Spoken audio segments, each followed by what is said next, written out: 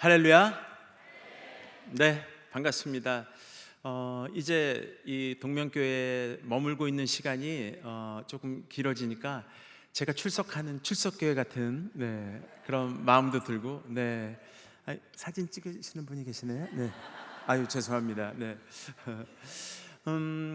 간증이라 그러면 어쨌든 그 사람의 인생 속에서 그 사람이 어떤 일을 했나를 보는 게 아니라 그 사람의 인생 속에서 하나님께서 어떻게 함께 계시고 어떻게 간섭하시고 어떻게 또 동행하셨나, 그걸 듣는 시간인 줄 믿습니다. 그래서 이 시간이 저는 너무 기쁘고요, 또 저랑 함께 했던 하나님을 이렇게 여러분들께 소개할 수 있는 시간이 있어서 너무 좋은 것 같습니다. 얘기를 하다 보면 항상 다른 얘기들을 조금씩 하게 돼요. 간증이 그게 아마 여기 계신 분들, 사랑하는 성도님들 중에서 그런 이야기들이 필요한 분들이 계셔서 하나님께서 그렇게 공급하시는 줄을 믿습니다. 그 얘기를 이어가기 전에 동영상을 하나 보겠습니다. 뮤직비디오인데요. 뮤직비디오 뭔지 아시죠? 음악이 쫙 깔리면서 그 다음에 이제 여러 가지 화면들을 이렇게 넣는 건데, 보통 이제 가수들이 그 음원을 발표하면 딱 그런 동영상 뮤직비디오를 내잖아요. 그런데 이제 여러분들 보게 되실 이 뮤직비디오는 제가 모르는 상태에서 만든 분이 자기 멋대로 만든 그런 뮤직비디오예요. 근데 이걸 보고 나서 제가 막 울었어요. 왜냐하면 이 뮤직비디오를 어떻게 해서 만들었냐면, 제가 은혜 받고 인터넷 무슨 여러 기독교 방송, 그 다음에 인터넷 채널 이런 데 출연해서 인터뷰도 하고 했던 그런 자료들이 있을 거 아니에요. 근데 저도 모르는 그런 자료들까지 다 이렇게 복붙해가지고 자기 마음대로 막 자막 넣어서 만들어서 표집사님, 제가 집사할 때 보내주셨는데 한번 보세요 하고 보내주셨는데, 와, 이게 너무 은혜가 되는 거예요. 왜냐하면 내가 가고 있는 내 인생을 진짜 제일 모르는 사람이 나구나를 고백할 수밖에 없는 그런 시간이더라고요. 여러분들도 여러분의 인생이 가고 있는 그 행로를 아십니까? 잘 모르겠죠? 네, 그렇습니다. 우리 인생을 가장 잘 아시는 분은 누굴까요? 그렇습니다. 그분 외에는 진짜 우리 인생이 어떻게 가는지 모를 거예요. 자, 이제 그 문제의 동영상을, 그 뮤직비디오를 보실 텐데, 홈 레코딩, 그러니까 자기 집에서 컴퓨터 갖고 그냥 데스크탑으로 이렇게 뚝딱뚝딱 만든 거라 소리가 커졌다 작아졌다 이런 단점은 있는데 한번 보도록 하겠습니다. 틀어주시죠. 너는 지금 선두 위풍당당하지, 뒤에 있는 나딱 안 보냐. 빨리 힘은 널 앞서보자. 자, 너무 높은 대신 이제 지금 한심한 날들아, 찾을 수 없는 소중한 사람아.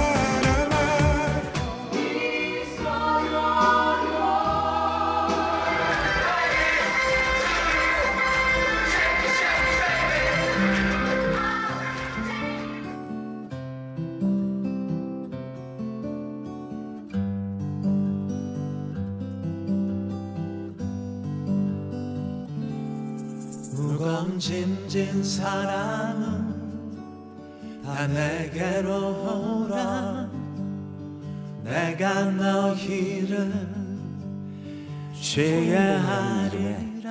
못을 직접 내 손으로 박았는데 너는 그게 지금 깊숙이 박힌 것 같다는 생각을 하지만 지금 거기에다가 네가 걸어달라고 하는 세상적인 축복, 또 나의 일, 이런 거를 걸면 그 못이 빠진다. 걸었던 것이 땅에 다 떨어진다. 그러니까 그 못을 조금 더 박지 않겠니? 다 내게로 오라. 모두 나에게 나오라.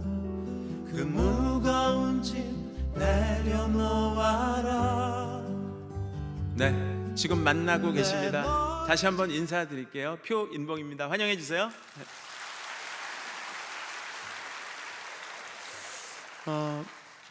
저 내용만 보면 이제 제가 어떻게 살아왔는지 대강 아시겠죠. 네. 살아온 저로서는 저렇게 편집해서 보내주니까 정말 감동일 수밖에 없었는데 실물로 저를 이렇게 보니까 어떠세요? 좋아요. 네. 저도 좋습니다. 네. 화면으로 보는 게 괜찮은 것 같아요? 실물이 괜찮은 것 같아요? 실물이 잘생겼어요. 네. 화면이 잘생겨야 좋은 건데. 네. 저는 태어날 때부터 교회를 다녔습니다. 그런 사람을 뭐라고 부르죠? 네, 모태신앙이라고 부릅니다. 네. 저희 할아버님도 장로님이셨고 저희 아버님도 장로님, 그리고 이제 제가 태어난 거죠. 그러다 보니까 이제 교회에서 유치부, 초등부, 중고등부, 대학부까지 그렇게 잘 지냈습니다. 이렇게 지낸 사람을 뭐라고 부르냐면 교회 오빠. 네, 맞습니다. 교회 오빠로 네, 지냈습니다. 교회 추억 중에서는 저는 카레라이스를 들 수 있을 것 같은데, 왜냐하면 교회에서 수련회나 여름 성경학교, 야유회 같은 데 가서 제일 많이 해주는 메뉴가 카레라이스. 근데 그냥 주지도 않고 약간 치사하게 어떻게 줘요? 요절을 암송해야 주잖아요. 그죠? 요절 저쪽에서 아무것도 염려하지 말고 다만 모든 일에 기도와 간구로 뭐지? 맨 뒤로. 그죠? 다 해보신 분들이에요. 웃으시는 분들은. 네. 그렇게 교회 오빠로 쭉 컸습니다. 그렇게 계속 컸으면 좋았을 텐데 대학교 시험에 합격을 못합니다.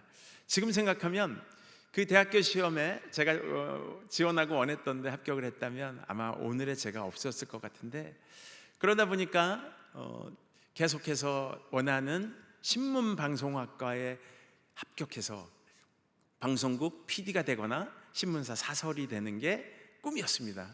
그런데 하나님께서는 그 시간을 허락하지 않으시더라고요. 그러는 와중에 군대 영장이 나왔습니다. 와, 지금 이 상황에 재수까지 해서 내가 원하는 대학에 들어가고 싶은데 군대 가고 싶지 않은데 하고 올라탄 버스에서 그만 운명적인 첫 번째 시간을 맞이합니다.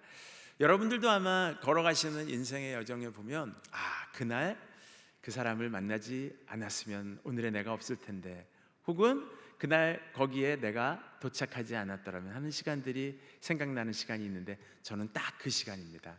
오늘 말씀의 제목을 달라고 하셔서 시간 속에서 일하시는 하나님이라고 정해봤습니다. 뭐냐 하면, 우리가 기도 제목이 있어서 하나님께 구해서 하나님 들어주세요 하면 하나님께서는 그 즉시 기도를 들어주실 줄 믿습니다. 그런데 더 많은 기도 응답은 사실 그 즉시 응답되는 것보다는 하나님의 때에 우리가 그것을 받을 만한 시간이 됐을 때 하나님께서 그것을 허락하는 줄을 알게 됐습니다. 시험에 그렇게 떨어지고 전 왕십리에 살았었거든요. 집으로 돌아오려고 태계로에 지나가는 77번 버스를 딱 탔습니다. 이제 군대를 가야만 하나 하고 딱 했던 차에 날짜는 정해져 있고 제법 남아있긴 했지만 버스 손잡이를 딱 잡았는데 밑을 딱 내려다 보니까 웬 여학생이 신문을 보고 있는 게 눈에 들어오는 거예요. 그 신문 제목을 딱 보니까 무슨 일보가 아니라 서울 예전 학보, 그러니까 지금은 서울예술대학이라고 하는, 예전에 서울예전이라고 부르던 그 예술학교에 다니는 여학생이 자기 학교 학보를 보고 있는 거예요. 용기를 내서 물어봤어요. 이 학교 어디 있어요? 물어본 이유는 제가 초, 중고, 청소년 때 좋아했던 프로그램이 뭐였냐면 영일레븐이란 프로그램이랑 젊음의 행진이란 프로그램을 굉장히 좋아했어요. 거기 보면 출연하는 분들이 대학생 연예인들이 많았는데 김명덕, 이성미, 김영영, 이용 이런 분들이 전부 출신 학교가 서울예전 딱 표시가 되어 있는 거예요. 저 학교가 있었지 해서 물어봤습니다. 그랬더니 그 학생이 두 정거장 전에 우리 학교 있어요. 그래서 다음 정거장에 내려서 부랴부랴 두 정거장, 세 정거장을 걸어 올라가서 학교 올라가서 원서를 사서 응모를 했습니다. 제가 합격을 했을까요? 떨어졌을까요? 합격을 했습니다. 네. 그런 바람에 제 인생의 색깔이, 제 인생의 시선이 완전히 바뀌었습니다. 교회 오빠에서 무슨 오빠가 됐냐면 세상 오빠가 됐습니다. 그냥 교과서 공부와 학교에서 공부하는 것과 교회에서 나눠주는 분방 공부 자료, 그 다음에 내비게이터 성경, 그 다음에 바이블 읽는 그런 오빠에서 이제 그 학교를 들어가니까 이쪽에서는 뮤지컬 막 하고 있고, 이쪽에서는 막 오페라 하고 있고, 이쪽에서는 발레 하고 있고, 이쪽에서는 뭐 검은 거 가야금 뜯고 있고, 이쪽에서는 막 무대 세트 만들고 있고, 필름으로 영화 찍고 있고, 와, 세상에 이런 별천지가 다 있나? 야, 나는 여기서 꿈을 이루리라, 대한민국 최고의 대중 예술가가 되리라 하고 제 원래 꿈이 완전히 바뀌면서, 그리고는 집을 나와서 아예 학교에 있는 빈 공간에 먹고 자고, 기숙사가 아니에요. 그냥 학교에 남는 공간, 소품실에서 먹고 자고 하면서 집을 나와서 거기서 살게 됐습니다. 이걸 뭐라고 불러야 되나요? 가출이라고 해야 되나요? 출가라고 해야 되나요? 네. 가출입니까? 네. 이렇게 해서 제 인생이 완전히 바뀌는 저의 인생의 시선을 갖게 됩니다. 그러니까 기독교적인 가치관에서 세상적인 가치관으로 완전히 바뀐 거죠. 지금 생각해보면 하나님께서 그 시간에도 그 즉시 얘기하시지 않으시고 오래 기다려 주신 것 같습니다. 그리고는 새 학기를 마치고 군대를 입대하게 됩니다. 원래는 육군을 갔어야 됐지만 그렇게 새 학기 이후에는 제가 해군을 가게 됐습니다. 그리고는 제대 전역을 해서 학교를 올라갑니다. 이제 기간이 좀 남아서 학교를 미리 좀 가봐야 되겠다고 올라가는 길에 또 운명적인 사람 한 명을 만나게 되는데요. 운명적인 사람이 누구냐면 저보다 세 학번 위에 선배를 만나게 됩니다. 오, 효인봉, 너 제대했어, 잘 됐다. 선배님, 그러면서 딱 이제 선배님한테 그 애처로운 눈빛을 제가 보냈습니다. 복학생이 학교를 그렇게 황황히 올라갈 때는 여러 가지 이유가 있는데, 첫 번째 이유는 무슨 과목이 내 인생에 도움이 되고 어떤 교수님이 잘 가르칠지 미리 알아보기 위해서, 이게 1번일 수 있고요. 2번은 주머니 사정이 얇아서 선배 만나서 막걸리 사달라려고. 네, 이게 2번인데 제 마음은 그 당시 뭐였을까요? 2번? 그런 마음 많이 가져보셨나 봐요. 네, 맞습니다. 저도 사실은 그런 목적으로 학교를 올라가고 있었던 길이었습니다. 그런데 그 선배가 딱 나타난 거죠. 왜? 그래서 선배님, 저는 그냥 막걸리를 한 잔 사드리려고 그러려고 그랬는데, 아니야 그러지 말고 너 여기 명동으로 내려가면 엘칸토 예술극장이라고 알지? 예, 거기서 지금 동작그만 2라는 연극을 하는데 거기 오디션 보면 너 무조건 합격할 수 있어. 거기 가봐. 몇 명을 지금 아직 덜 뽑았어. 이렇게 추천을 해주는 겁니다. 그래서 거기를 갔습니다. 가서 문을 탁 열고 필승 병장 표인봉 오디션 보러 왔습니다. 이렇게 딱 하니까 그 심사위원 딱 앉아있는 분이 더 이상 듣지도 않고 2글자를 저한테 딱 얘기를 합니다. 뭐라고 했을까요? 그 장소에 있었던 분들 같아요 지금. 네. 맞습니다. 합격하고 합격을 탁 선포를 합니다. 뭐 더 들어볼 것도 없다고 하면서, 그리고 인상이 짝대기 하나인 이등병을 괴롭히는 일병력으로 우락부락해서 딱 맞겠다고 하면서 그럽니다. 지금은 제가 좀 우락부락하게 보이나요? 지금은 어떻게 보여요? 좀 순하게 보여요? 네, 이게 다 예수 믿고 순해진 겁니다. 네. 예전에 지금 얘기하는 그 당시만 해도 누가 봐도 괴롭히는 그 1등 병력으로는 더 이상 없다, 뭐 연극을 본 사람들도 야 캐스팅 죽인다 막 이러고 그랬던 시절입니다. 그러면서 저한테 대본 한 권을 줍니다. 다 뽑혔는데 괴롭힘을 당하는 짝대기 하나짜리 신병이 안 뽑혔다는 거예요. 그러면서 학교 올라가서 아는 후배 중에 얼굴이 좀 하얗고 그다음에 귀태도 나고 좀 귀엽고 부잣집 막내 아들 같이도 생겼고, 근데 제일 중요한 거는 뺀질뺀질 말을 안 듣는, 소위 말하는 네 가지가 없어 보이는 그런 사람을 구해오라는 거예요. 그래서 대본을 들고 이제 학교를 막 올라왔습니다. 근데 올라와 보니까 아는 후배가 있을 턱이 없죠. 인제 제대해서 올라가는 길에 일어난 일이니까 어떻게 하지? 근데 안 구해가면 혹시 잘리는 게 아닐까 하는 두려움으로 학교 벤치에 앉아서 이렇게 살펴봅니다. 그런데 불과 채 30분도 지나기 전에 눈에 탁 들어오는 적임자가 있었습니다. 얼굴도 하얗고 귀엽고 오정정하니 부잣집 막내 아들 같기도 하고, 근데 무엇보다도 반질반질 말을 되게 안 듣게 생긴 거예요. 그리고 딱 적임자인 거예요. 그래서 이렇게 오라 그래서 이 연극 할 수 있겠어 하고 보여주니까 할 수 있다는 거예요.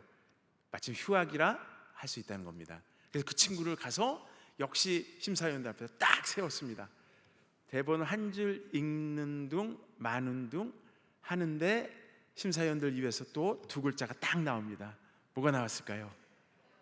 맞습니다. 그 시절에 그렇게 합격이라는 단어를 자주 듣게 됩니다. 저는 이 이야기를 오늘 처음 시작한 이유가, 저희 어머님은 자녀들을 위해서, 저를 위해서 특히 기도를 많이 하셨던 것 같아요. 고구마 줄거리도 다듬고 콩나물 다듬고, 집에서 어머님 모습이 뜨개질 하시는 모습. 그러면서 권사님이셨거든요. 새벽기도 같이 달리시는 권사님이셨는데 항상 흥얼흥얼 찬양, 교회에서, 오늘 처음 오신 분들도 계셔서 교회에서 부르는 노래를 찬송가, 찬양이라고 합니다. 저희 어머님도 그걸 그렇게 즐겨서 부르시는 분인데, 권사님들 좋아하는 찬양 베스트 5 한번 꼽아보라 그러면 이 찬양 꼭 들어갈 겁니다. 저희 어머님 창법으로 한번 불러볼게요. 권사님 창법으로. 무슨 일을 만나든지 만사용통하리라 이렇게 막 꺾어서 부르시는데, 그게 그렇게 은혜가 될 수 없습니다. 저는. 권사님들은 약간 이렇게 부르시잖아요. 또 저랑 같이 그 연극에 참여하게 된 그 후배의 어머님도 권사님이셨습니다. 그 권사님도 새벽 기도를 다니시는 분인데요. 저랑 그 후배가 이제 연극을 시작합니다. 석 달짜리 그 동작그만이라는 공연인데, 그 공연을 석 달 동안 이렇게 하면 매번 9시쯤 이제 공연이 끝나면 그 다음 날까지는 시간이 펑펑 남잖아요. 그러니까 둘이서 그 명동에서 해화동 대학로로 넘어갑니다. 그리고 단골 포장마차에 가요.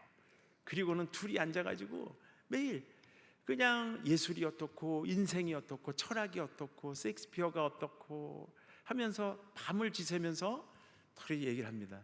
그리고는 언제 얘기가 끝나냐면 새벽 4시 반이 되면 얘기가 끝납니다. 우리가 끝내는 게 아니고 포장마차 주인이 이제 그만 좀 가 하면서 밀어내면 안녕히 계세요 하고 나옵니다. 나름대로 아주 규칙적인 생활을 했습니다. 근데 저는 집이 송파동이라고 좀 먼 데 있고, 그 친구는 집이 정릉입니다. 가까워요. 그러니까 저희 집은 갈 수 없고 그 새벽에 그 친구 집에 가서 잠을 청하는데, 들어가려고 딱 그 집을, 그 댁문을 연과 동시에 안에서 나오는 분이 한 분 있습니다. 커다란 가죽 성경책을 딱 끼고 나오면서 마주치는데 그 후배의 어머님, 화도 안 내시고 들어가서 자요 하고 인자한 목소리로 아주 규칙적인 생활로 늘 마주치는 그런 생활을 했습니다. 그렇게 공연을 하던 어느 날 갑자기 분장실 문이 끽 열리더니 또 숙명적인 시간 속에서의 허락된 사람을 만납니다. 명함을 딱 갖고 들어오는 신사 두 분이 있었는데요. 거기에는 뭐라고 써 있냐면 SBS 서울방송국 PD 누구누구 이렇게 써 있는 겁니다. 왜 그런 거냐면 동작 그만이라는 그 프로그램 혹시 기억나세요? 예전에 KBS 유머 1번지라는 프로그램에서 했던 그 프로그램의 그 코너 제목이 동작 그만이었는데 저희가 했던 그 연극 제목이 동작 그만 2입니다. 같은 작가가 연극 버전으로 만든 거죠. 방송에서는 매기 병장 나오고 곰팽이 이등병 이봉원 씨랑 그런 분들이 아주 재밌게 했죠. 그거를 순수 연극인들이 이제 공연을 하니까 KBS 희극인실 개그맨 분들이 전부 구경을 오는 거예요. 뭐냐면 연극으로 만들었을 때는 어떤 재미가 있을까 하고 보려고. 그러니까 뭐 공연하다 보면 막 번쩍번쩍한 분들이 막 구경을 하고 있는 겁니다. 저희 입장에서. 근데 그 중에서 누가 보러 오셨냐면 야, 이 연극 되게 재밌어. 가서 좀 봐봐. 이렇게 얘기하시는 분이 보러 오셨습니다. 누구 목소리인가요? 네, 전유성 선배님이 보고 가셔서 이제 저희들이 하는 걸 보고 야, 그 중에서 1등병하고 2등병은 죽여. 뭐 이렇게 얘기를 그 PD들한테 가서 한 겁니다. 그랬더니 그 PD들이 와서 진짜 그런지 보고 분장신문을 연 겁니다. 운명적으로 저희에게 다가온 거죠. 그때 전유성 선배님이 그 극장에 안 왔더라면, 또 가서 얘기를 안 했더라면, 그 PD들이 안 왔더라면, 그 PD들이 저희들한테 얘기를 합니다. 개그맨 해볼 생각 없어요? 저희가 물어봤습니다. 그거 하면 돈 많이 벌어요? 그랬더니 연극하면 얼마나 벌어요? 저희가 어깨에 힘을 딱 주고 한 달에 50만 원 법니다. 옛날 얘기니까요. 원래는 40만 원인데 위신 세우려고 10만 원을 가짜로 좀 붙인 겁니다. 그랬더니 하루에도 벌게 해준다면서 월요일 날 공연 없을 때 방송국으로 오라고 합니다. 거기를 간 바람에 그렇게 개그맨이 돼서 인생이 새롭게 방향성을 가지고 가게 됩니다. 이쯤 되면 함께 방송을 하게 된 그 후배, 제가 그날 벤치에 앉아서 만났던 그 후배가 누군지 궁금하시죠? 누굴 것 같아요? 틴틴파이브 멤버? 누구요? 신동엽 씨? 빙고. 네. 지금 생각하면 저희 어머님의 기도와 그 후배님 어머님의 기도가 땅에 떨어지지 않고 쌓여서 아마 우리들의 길을 열어준 건 아닌가, 저희들은 그렇게 얘기를 합니다. 어쨌든 그렇게 해서 방송의 길이 열렸습니다. 물론 지금 제가 얘기하는 것은 하나님께서 저를 통해서 길을 열어주시고 가면서 결국에 가서는 하나님이 어떤 분이라는 것을 알게 해주신다는 그런 믿음입니다. 아멘? 아멘. 방송국에 들어가게 해주면 하나님의 은혜예요. 못 들어가면 하나님의 은혜가 아닌 것이 아니라 하나님께서는 하나님이 미리 정하신 사람들은 언젠가는 부르시고 그 부르신 사람들은 의롭다 여겨주시고 의롭다 여겨주신 분은 천국으로 영화롭게 우리를 인도해 주실 줄 믿습니다. 이 믿음이 예전에는 없었는데요, 지금 이렇게 얘기하는 인생의 시간 속의 흐름 속에서 하나님께서 하나하나 알려주시더라고요. 그리고 개그맨이 됐습니다. 개그맨이 돼서 이렇게 나아가는데 신동엽 그 후배님은 여기 앉아도 되시렵니까? 하늘 땅, 벽 땅, 갈개별 땅 뭐 이러면서 일약 스타가 돼서 이제 막 가고, 저는 이제 한 1년 동안 무명 생활을 막 지내고 있습니다. 그때는 하나님이 이제 원망스럽기도 하지요. 그러다가 틴틴파이브라는 5명의 악동이 또 그 방송국에 1년, 2년 사이에 모이게 됩니다. 그리고는 로보캅 개그를 저희가 했어요. 하면서 갑자기 인기를 얻게 되면서 인생에서 속도가 나기 시작합니다. 오늘은 이 얘기를 하려고 한 건데요, 우리 인생엔 속도가 있습니다. 그러니까 우리가 정할 수 있을 정도의 속도, 여기 계신 분들은 어느 정도의 속도로 오늘 5월 31일을 걸어가시는지 한번 여쭙고 싶어요. 무슨 얘기냐면 작년까지는 80km 정도 인생의 속도가 났는데 올해는 장사가 안 돼서 한 40km 나는 것 같아요. 작년까지는 인생에 한 150 달린 것 같은데 갑자기 건강이 안 좋아져서 한 30 달리는 것 같아요. 혹은 2월 달까지만 해도 20km였는데 저 3월 달부터는 합격했거든요. 한 200 나갑니다. 이런 분들도 계실 거고요. 한번 작은 목소리로 우리 인생에 지금 어느 정도의 속도를 하나님께서 주신 것 같은지 한번 동시에 한번 외쳐보겠습니다. 동시에 작은 소리로 하나 둘 셋. 네, 정말 작은 소리로 외치시네요. 네. 좋습니다. 마음속으로 외치신 분도 있겠지만 방송국에 그렇게 들어가 버리니까요, 인생의 속도가 300km 나가는 것 같더라고요. 처음에는 100, 또 틴틴파이브 만들 때는 100, 그 다음에 임성훈 선배님이랑 솔로몬의 선택을 했어요. 이게 막 시청률이 막 엄청 올라갑니다. 기억나시는 분 계실 거예요. 또 한성교 정은아 씨랑 아침 방송을 했던 이게 또 뭐 1등을 계속 합니다. 또 기분 좋은 밤 이영자 씨랑 박수홍 씨랑 하니까 그것도 막 30, 40.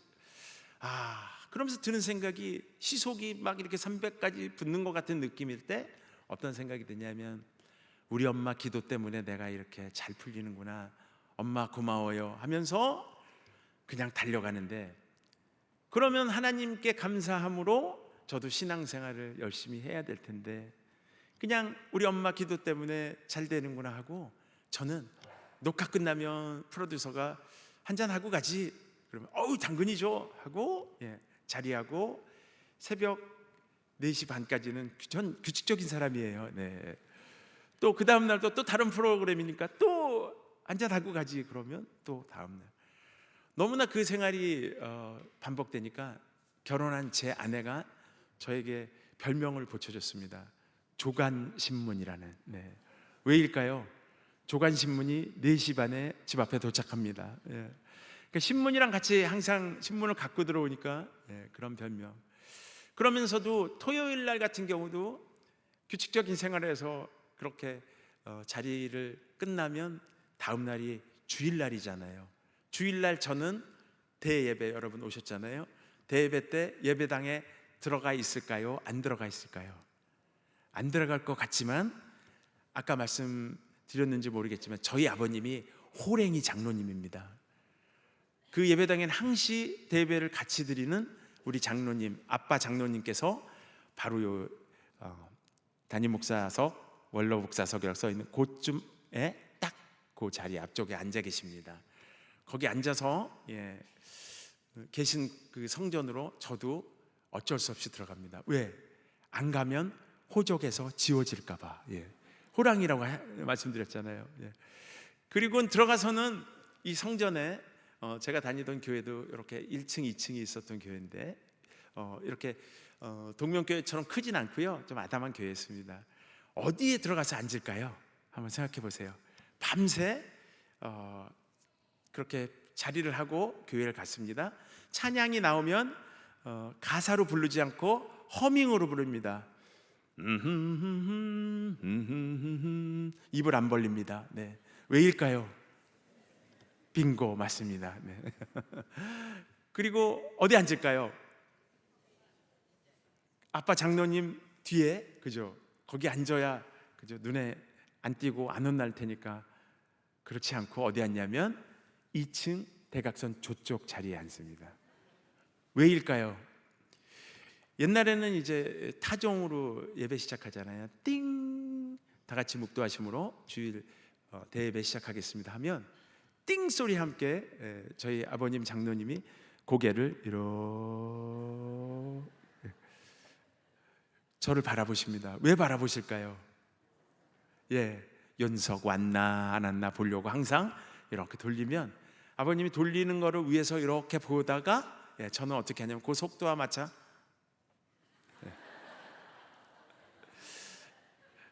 아빠랑 눈을 마주칩니다. 눈도장 찍는 거죠. 저 왔어요 하고 이렇게.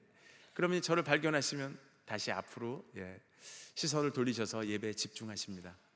그런 생활을 무려 40이 넘도록 40대 중반까지 했습니다.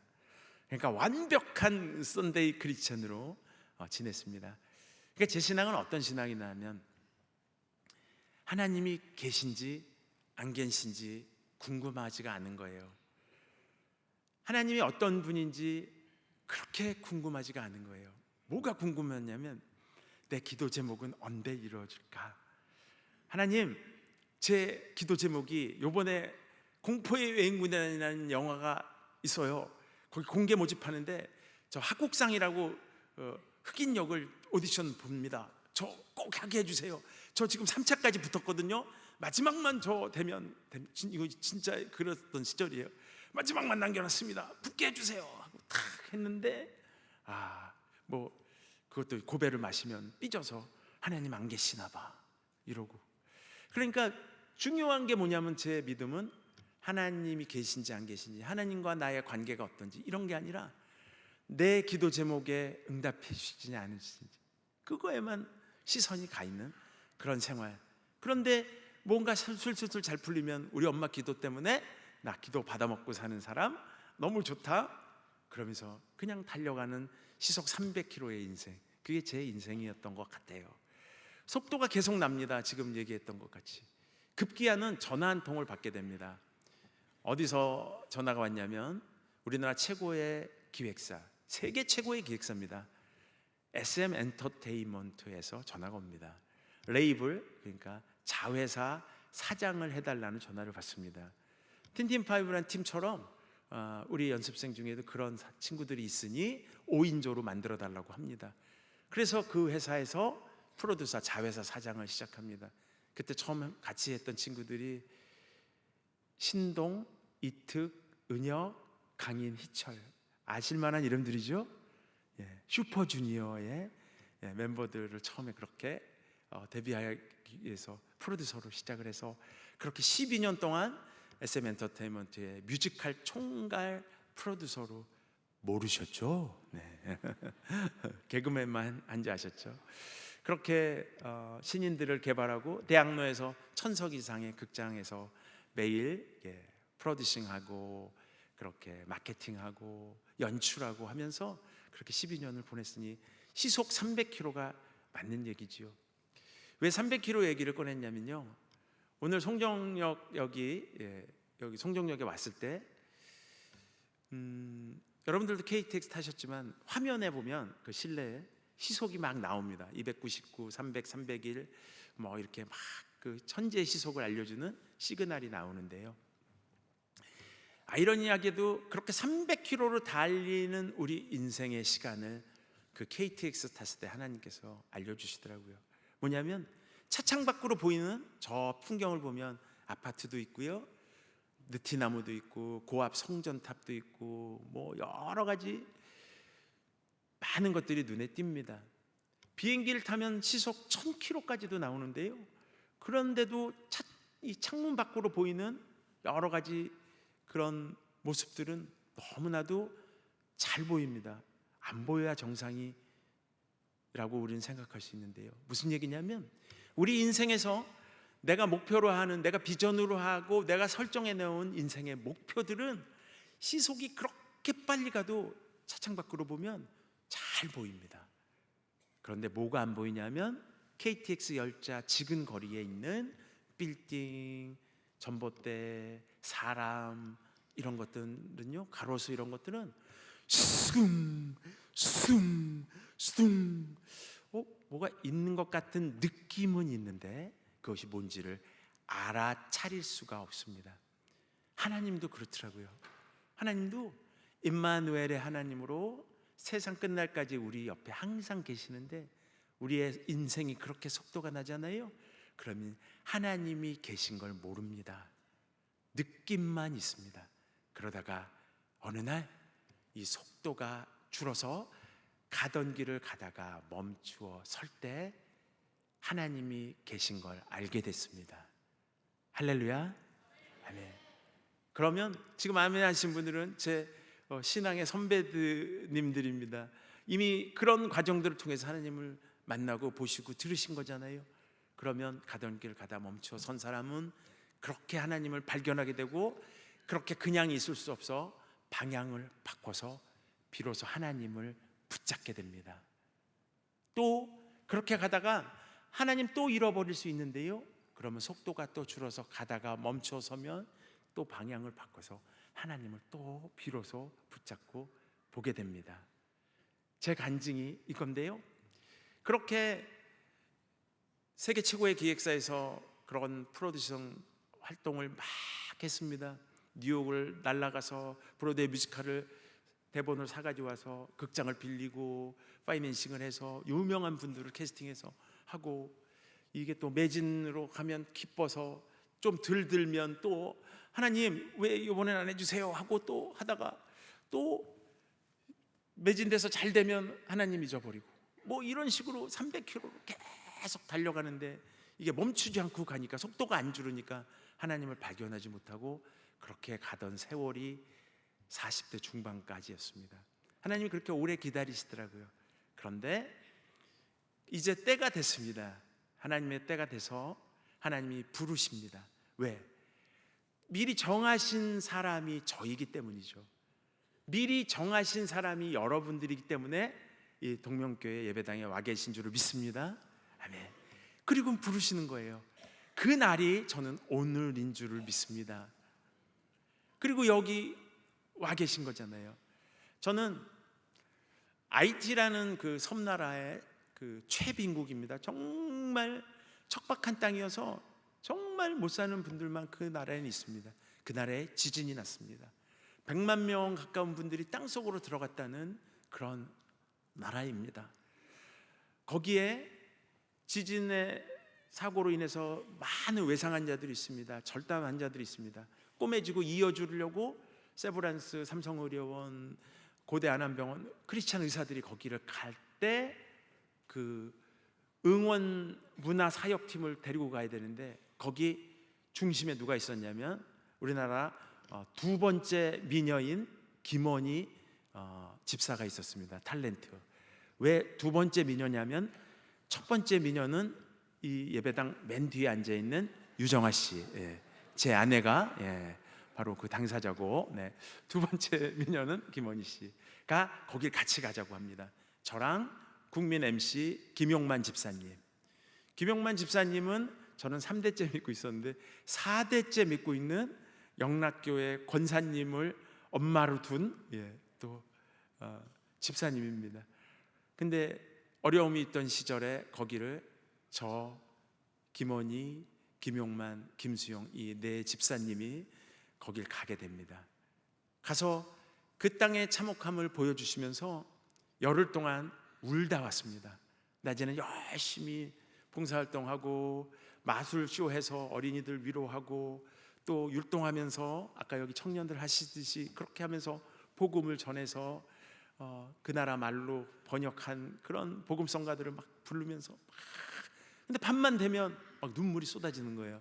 하나님이 그렇게 이끄시는 거죠. 그러면서 계속 주시는 마음이 인봉아 너 한국 가면 계속 지금처럼 살래? 이 모습을 이렇게 보고도 그렇게 살래? 계속 질문하시는데 하나님 저는 계속 프로듀서 하면서 그렇게 살고 싶어요. 그렇게 열흘을 지내고 한국에 왔습니다. 제 마음에 복음이 심겨진 거죠. 그리고는 거기 갔던 그 4명의 삶이 완전히 뒤집어지는데요.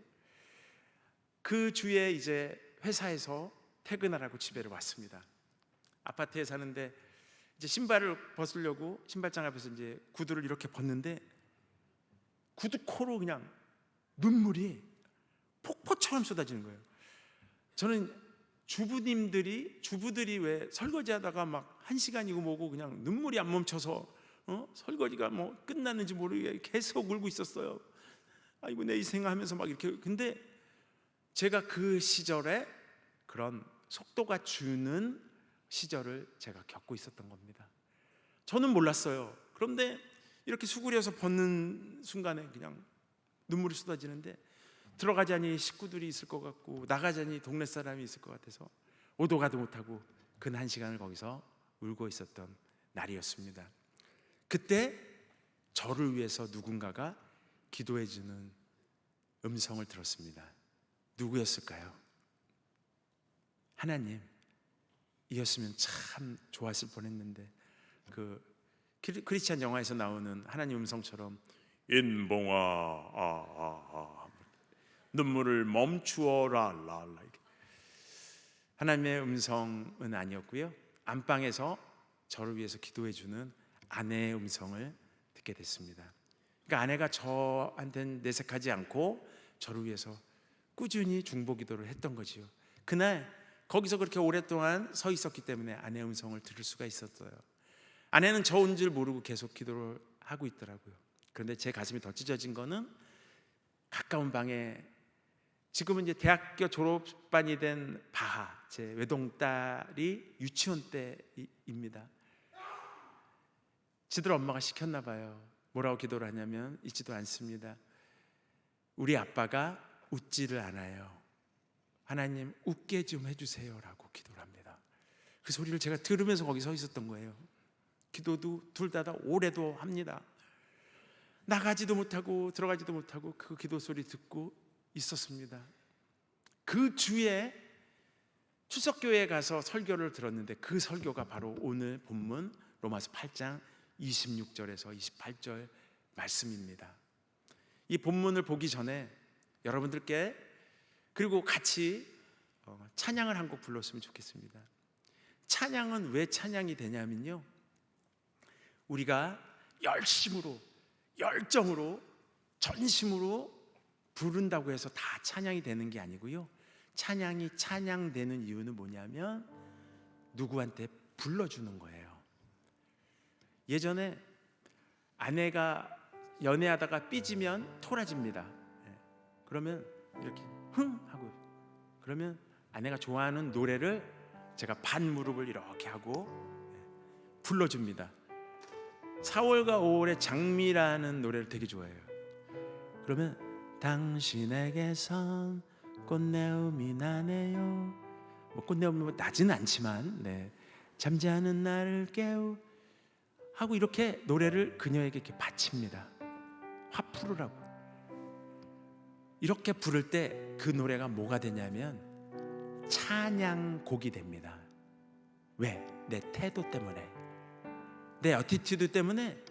원래는 대중가였던 것이 그녀에게 바치면서 이게 찬양이 되는데요, 교회에서 노래를 많이 불러요. 이유가 뭐냐면요, 이 노래를 하나님 귀에다 대고 불러 드리는 거예요. 그래서 하나님이 받으시잖아요. 그러면 하나님과 내가 연합하여 하나가 되는 그런 찬양의 신비를 우리가 누리고 있습니다. 할렐루야. 그래서 찬양 부를 때 눈물 나는 거예요. 기도할 때 눈물 나는 거 똑같은 이유고요, 성경 볼 때 눈물 나는 거 똑같은 이유인 게, 나 혼자 독립적으로 하는 신앙의 행위가 아니라요, 하나님, 이거 하나님 말씀이잖아요, 들려주세요, 저 들을래요 하고 성경 읽어보세요.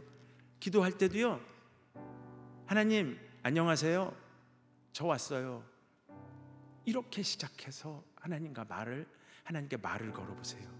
그러면 하나님께서 그 즉시 나를 자녀 삼아 주시는 줄을 믿습니다.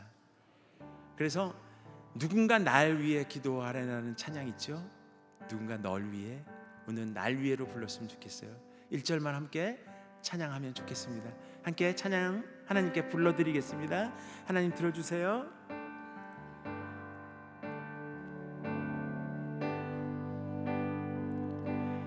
당신이 지쳐서 기도할 수 없고 눈물이 빗물처럼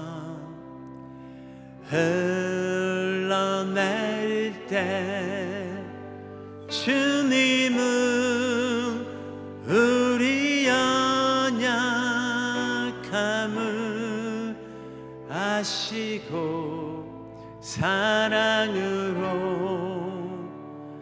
인도하시네. 누군가 날 위하여, 누군가 날 위하여, 아멘. 누군가 기도하네.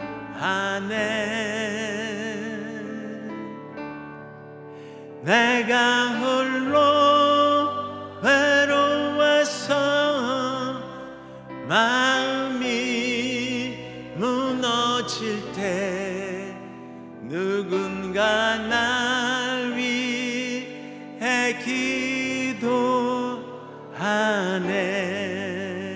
하나님께 영광의 박수 올려주시기 바랍니다. 아멘, 아멘.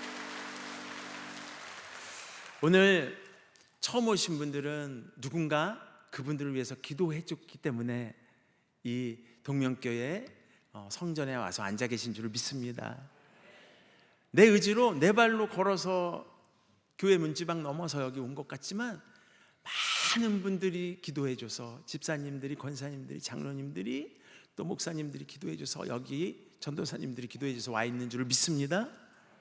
그런데요, 제가 이 동명교회 전도왕 중에서 가장 기도를 많이 해주신 분을 오늘 소개하려고 합니다. 그분의 기도 때문에 오늘 새로 오신 분들이 여기 와 계신 겁니다. 로마서 8장 26절을 함께 합독하시겠습니다. 함께 읽으실까요? 시작. 이와 같이 성령도 우리의 연약함을 도우시나니 우리가 마땅히 기도할 바를 알지 못하나 오직 성령이 말할 수 없는 탄식으로 우리를 위하여 친히 간구하시느니라. 아멘. 잠깐 글자를 놔둬주세요. 오늘 처음 오신 분들은 이 뜻이 뭔지 모를 수 있잖아요. 이거를 제가 한번 동화정가, 표준정가 같이 해석을 살짝 한번 해볼게요. 그분들만을 위해서. 이와 같이 성령도, 하나님께서도, 성령은 하나님의 다른 이름이시거든요. 하나님께서도 표인봉이가 연약한 걸 너무나 잘 알고 돕고 싶어 하십니다. 그래서 표인봉이가 마땅히 뭘 기도할지를 몰라서 그렇게 오랫동안 교회를 왔다 갔다 했지만 뭘 기도할지를 몰라서 그렇게 1시간씩 신발장 앞에 눈물 뚝뚝 떨어뜨리고 서 있을 때 오직 하나님께서 말할 수 없이 마음 아파하시고 탄식하시면서 표인봉이를 위해서 친히 뭐 하시느니라? 간구하시느니라. 간절히 기도하시느니라. 아멘. 영어 성경에는 intercession이라고 되어 있는데요, 중보자가 하시는 기도. 그러니까 제가 이 본문을 그 주일날 바로 저 자리 2층 대각선 자리에 아빠랑 이거 하고 여느 때랑 똑같이 오늘도 그냥 얼른 듣고 내빼야지 하고 마음 먹고 앉아 있었던 그날 하나님이 저를 붙들고 흔드셨어요. 무슨 얘기냐면 저는 하나님이 전지하시고 전능하시고 위대하시고 광대하시고 존엄하시고 무소부재하시고 치료자시고 구원주시고 창조주신 분인 줄만 알았어요. 너무나 멀리 계신 분, 내 기도 제목을 심사하시고 내가 기도를 열심히 하면 들어주시는 그런 심사위원 같은 분인 줄 알았는데 그분이 그런 분일 수 있으나 어떤 분이냐면 내가 울고 있을 때, 내가 오도 가도 못해서 방향을 잃고 그렇게 서 있을 때 나를 위해서 나를 기다려주시고 나를 참아주시다가 어떻게 하시냐면 간절히 기도해 주시는 분이더라고요. 아멘. 신이 피조물인 한낱 인간을 위해서 기도를 하고 있다는 것을 저는 몰랐어요. 신은 위대하신 분인데 우리를 위해서 기도를 하고 계시는 거예요. 제가 이 본문에 완전히 녹고 뒤집어져서 갑자기 믿음이 쑥 자라더라고요. 그러면서 하나님이 아버지인 걸 알 수 있겠고 믿어지더라고요. 할렐루야. 그러니까 우리 믿음은 그런 단계가 있는 거예요. 교리적인 믿음일 수 있잖아요. 하나님이 하신 그 성경의 내용들을 통해서 우리가 다 알고 그 내용에 동의하는 시간이 있겠죠. 그런데 하나님이 내 아빠인 게 믿어지고 그 믿음이 생길 때 그때 하나님께서 기도에 응답해 주시는 걸 알게 됐어요. 아멘. 아멘. 왜? 부모들이 누구를 위해서 기도해요? 자녀들을 위해서 기도하잖아요. 그래서 교회에서는 하나님을 아버지라고 부른답니다. 오늘 처음 오신 분들, 왜 교회 가면 하나님이 무슨 아버지라고 시방 자꾸 아버지요 아빠요 이렇게 해라고 물어보시는 분 많은데, 진짜 그분이 아버지시고요, 이제 그분과 내가, 그분이 아버지 내가 자녀로 그렇게 연합하는 시간이 오면요, 이 비밀을 알게 되세요. 그러니까요, 신앙생활 하루아침에 될 수는 없으나 오늘 초대하신 분들 손 꼭 붙잡고 신앙생활 하시다 보면 오늘 표인봉이가 와서 한 얘기가 뭔지 알게 되실 겁니다. 할렐루야. 아멘. 시간 속에서 일하는 하나님을 오늘 여러분들께 소개해 드렸습니다. 그날 그 버스 안에서, 그날 그 교문 앞에서, 이건 저의 고백이기도 하지만 지금 제가 소개했던 수많은 사람 중에 그 방송국을 같이 들어간 후배님도 같은 고백을 하실 수 있고요, 전유성 선배님을 통해서 저는 방송인이 되었습니다. 그런데 전유성 선배님은 예수를 믿지 않는 사람이었어요. 그러나 마지막 시간에 조혜련 집사님이 전유성 선배님을 끈질기게 찾아가서 예수 믿으세요 오빠, 예수 믿어야 돼 오빠, 그래야 천국 가야지, 끈질기게 찾아갑니다. 결국은 그래 한번 전해봐, 괜찮으면 믿을게 해서 영접 기도를 하십니다. 그런데 조혜련 씨는 일본 불교에 심취해 있던 분이에요. 많은 크리스찬 연예인들, 이성미 집사님, 김원희 집사님, 김용민 집사님, 저 포함해서 많은 분들이 조혜련 혜련이를 하나님 제발 크리스찬으로 만들어 주세요, 그 사람이 할 일이 이 땅에 많을 것 같습니다를 무려 5년, 6년, 7년 꾸준히 저희들이 기도할 때마다 빠지지 않고 했습니다. 어느 날 조혜련 후배님이 예수를 믿은 거예요. 그리고 집사가 되고 그렇게 신학을 공부도 합니다. 그리고 전유성 선배님을 구원할 수 있는 구원의 메신저가 돼서 거기 가서 전유성 선배님이 영접 기도를 하고 소천하셨어요. 그리고는 장례식을 치르는데요, 저한테 한 통의 전화가 옵니다. 그 장례식에 집도 목사로 좀 해주지 않겠어? 라고. 그 옛날 소극장에 와서 저의 연극을 보고 PD에게 추천했던 그분의 천국 환송 예배를 제가 집전하게 됐습니다. 시간 속에서 일하시는 하나님은 이렇게 이끌어 가십니다. 그리고 제 아내는 불교 집안의 막내딸, 막내 11남매 막내딸로 그렇게 저희 집에 시집을 와서 세례받고 저보다 더 뜨거운 신앙인이 돼서 제가 흔들릴 때 그렇게 기도해주고 저한테 권면해주고, 저는 모태신앙이잖아요. 근데 제가 막 방황을 하니까 저한테 뭐라 그러냐면, 자기야 교회에서 하는 성경 공부 프로그램이 있어, 제자훈련 프로그램이 있는데 거기 가서 좀 공부해보면 어떨까? 이렇게 내가 작년에 했는데 너무 좋더라. 제가 뭐라고 했을까요? 아멘 고마워, 자기는 역시 돕는 배필이야 했을까요? 됐거든. 내가 성경을 읽어도 한 페이지는 더 읽고 찬송을 불러도 한 곡은 더 불렀고 기도를 해도 1시간 더 했거든. 됐거든요. 더 많이 하셔요. 이렇게. 그 다음에는 김원희 집사님이 저한테 똑같은 권면에서 똑같이 했습니다. 그런데 IT에서 그런 일이 있을 때 거기를 가게 하신 이후에는 누구보다도 앞장서서 그렇게 하는 사람으로 하나님이 바꿔놓으십니다. 그러던 어느 날 이렇게 정신을 차려보니까요, 제가 목사가 되어 있는 저를 발견한 거예요. 그러니까 하나님께서는 누구나 다 목사가 될 필요는 없겠으나 그 사람의 인생을 통해서 가장 적절한 때에 간섭하시고 가장 적절한 때에 그 형통의 길로 우리들을 이끄시는 줄을 믿습니다. 이제 말씀을 마무리해야 될 것 같습니다. 오늘 저는 어머님이 부르신 무슨 일을 만나든지 만사 형통한다는 얘기로 시작해서 이제 말씀을 마무리하려고 하는데, 여기 계신 모든 분들이 다 주 안에서 형통하시기를 소망합니다. 축원합니다. 형통은 말 그대로 정말 좋은 겁니다. 소유하고 누리고 성취하고 성공하는 이 모든 것을 하나님께서 허락하십니다. 요셉에게 하나님이 형통함을 주시듯이 우리에게 그것을 주십니다. 그런데요, 국어 사전을 펼쳐보면 형통, 그러면 소유하고 성취하고 성공하는, 누리는 그 모든 것, 이렇게 풀이가 나와 있습니다. 그런데 유대 국어 사전, 그러니까 선택받은 민족 히브리어 사전이죠. 거기에는 형통을 찾아보면 단어가 두 개가 있습니다.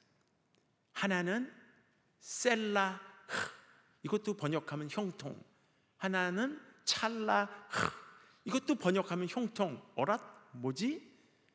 첫 번째 형통은 우리랑 같아요. 소유하고 누리고 성취하고 성공하는 그 모든 것. 그런데 찰라흐는 그 뜻이 뭐냐면 하나님의 계획이 나를 통하여 시작되고 진행되고 완성되어 가는 것. 할렐루야. 무슨 얘기냐면요, 고난이 축복이라는 얘기가 있습니다. 이게 왜 나온 얘기냐면요, 찰나의 시간을 하나님께서 주실 때가 있어요. 뭐냐면 병원에 갔더니 의사 선생님이 사진을 찍었는데 지난번까지 안 보이던 게 보여서 걱정이 돼요. 집사님, 이 말을 들어서 낙심함으로 인하여, 혹은 오랫동안 수건으로 준비했던 가게를 오픈했는데 손님이 너무 안 들어서 낙심함으로 인하여, 또 그렇게 사랑하게 잘 지냈던 그런 사람과 척이 져서 이제 너무 살고 싶은 마음도 없어요 하는 그 낙심하는 마음으로 인하여 비로소 하나님을 다시 붙잡기 시작했다면 그날이 형통의 일일인 줄을 믿습니다. 아멘. 그런데요, 다시 말해보자면 내가 펼쳐놓은 사업이 너무 잘됨으로 인해서, 내가 어떤 사람과 너무 관계가 좋음으로 인하여, 그런 모든 풍성함으로 인하여 하나님으로부터 독립하기 시작했다면 그날이 안형통의 일일인 줄 믿습니다. 아시겠죠? 그러니까요, 여러분, 무엇인가 부침이 있고 고난스러운 것이 왔다면 지금 여러분들은 믿음이 있기 때문에 찰나의 시간을 지나시는 거예요. 하나님은 근데 여기서 뛰어넘게 하시고 어디까지 꼭 데리고 가시냐면 셀라의 형통함으로 복의 복을 더해 주실 줄을 믿습니다. 이게 모든 간증자들의 간증이고요, 이게 성경에 나오는 인물들의 이야기들이 똑같이 귀결되는 것입니다. 그러니 오늘 저를 만나게 하신 것은 오늘 이 말씀을 통해서 하나님께서 여러분들을 응원하신 줄을 믿습니다. 그리고 처음 오신 분들은 이 응원을 오늘 하루만 받지 마시고 주님의 피값으로 사신 이 거룩한 동명교회에서 그 셀라흐를 누려보시기를 축원합니다. 마지막으로 함께 찬양 하나님께 불러드리면서 말씀을 마무리하고 싶습니다. 주 은혜임을 찬양 하나님께 역시 불러드릴 텐데요, 저는 뮤지컬을 만듭니다. 뮤지컬 마마누엘이라는 작품이 있어요. 마테마가 누가 요한, 공간복음서에 있는 이야기들을 개그맨 출신이니까 개그 콘서트 같이 옴니버스 뮤지컬을 만들어서 청소년들, 청년들, 설교가 잘 안 들어온다는 분들한테 들려드립니다. 보여드리는데 한번 보세요. 저는 하나님한테 손을 이렇게 내밀면 하나님이 손을 이렇게 잡아주시는 게 우리 신앙생활이라고 생각했어요. 근데 이게 아니더라고요. 하나님은 항상 손을 먼저 이렇게 내밀고 계시고, 하나님이 이제 느껴지는 시간, 속도가 줄어서 느껴지는 시간에 하나님께 이렇게 손을 내밀면 이게 이렇게 손이 잡혀서 그때부터 우리 인생이 하나님과 동행하는 겁니다. 이건 줄 알았는데 이게 아니더라고요. 하나님하고 이렇게 포개지면 하나님이 먼저 우리 손목을 잡으십니다. 그럼 나도 따라서 하나님 손목을 이렇게 잡는 거예요. 근데 신앙생활 하다 보면 어느 순간에 하나님 안 계신 것 같은 시간이 있습니다. 하나님 없는 것 같아. 나 이렇게 했는데. 그리고 하나님 손목을 이렇게 우리가 놓칩니다. 집사님도 권사님도 장로님도 목사님도 선교사님도 가끔 하나님 손목을 놓칩니다. 시편 기자들도 놓칩니다. 그런데요, 괜찮습니다.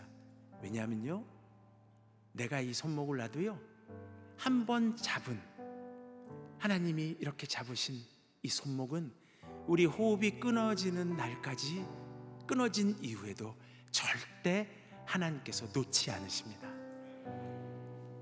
그리고 기다려 주십니다. 그러면 우리 신앙이 회복되면 하나님 손목 우리 다시 잡는 거예요. 또 놓칠 것 같으면 놓으세요. 괜찮아요. 그리고 하나님 또 붙잡게 하십니다. 우리가 이렇게 몇 번 잡았다 놨다 하면 그 이후에는 우리도 이제는 어떤 일이 생겨도 하나님 손목 놓지 않습니다. 이럴 때에 하나님께서 기도에 응답해 주시는 줄을 믿습니다. 이게 제 간증입니다. 함께 주 은혜의 힘을 찬양 올리겠습니다. 하나님 들어주세요. 저희 함께 마음 모아 하나님께 노래 불러드립니다.